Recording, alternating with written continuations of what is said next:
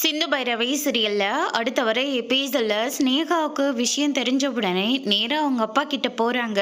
நான் தான் அந்த சிந்துவை மலை மேல இருந்து கீழே தள்ளி விட்டுதா வீடியோ ஆதாரத்தோட சிவாவும் ஆறுமுகமும் அங்கிருந்து வந்துட்டு இருக்காங்க டாடி. நீங்க தான் ஏதாவது ஒன்று பண்ணணும் அப்படின்ற மாதிரி சொல்லிடுறாங்க. என்ன நீ ஒரு விஷயத்த பண்ற போது தெளிவா பண்ண மாட்டியா? இப்ப பாரு எவ்வளவு பெரிய பிரச்சனை வந்துட போகுதுன்னு.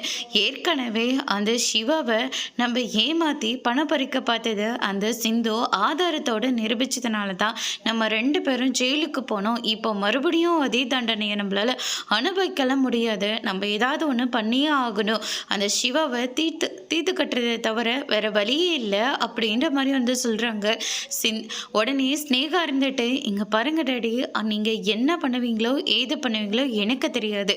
அந்த ஆதாரம் சிவா கிட்ட இருக்கவே கூடாது. சிவாவுக்கு லைட்டாக அடிபட்டா போதும், மற்றபடி வேற எந்த வேண்டாம் அப்படின்னு சொல்லிட்டு ஸ்னேகா சொல்லிடுறாங்க. அதுக்கு அடுத்ததாக பார்த்தீங்கன்னா அவங்களே ஆள் செட் பண்ணி நம்ம ஆறுமுகமும் சிவாவும் வந்துட்டுருக்கிற போது காரை வழிமறிச்சு அவங்கள போட்டு அடின்னு அடிக்கிறாங்க.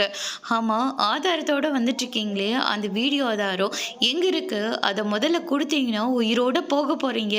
அப்படி இல்லாட்டி இங்கேருந்து நீங்கள் பணமாக தான் போக போகிறீங்க அப்படின்ற மாதிரி சொன்ன உடனே ஆறுமுகம் இருந்துட்டு நீங்கள் எங்களை கொண்டு போட்டோம் சரி, அந்த ஆதாரத்தை உங்ககிட்ட எங்களால் கொடுக்கவே முடியாது அப்படின்ற மாதிரி சொல்லிடுறாங்க.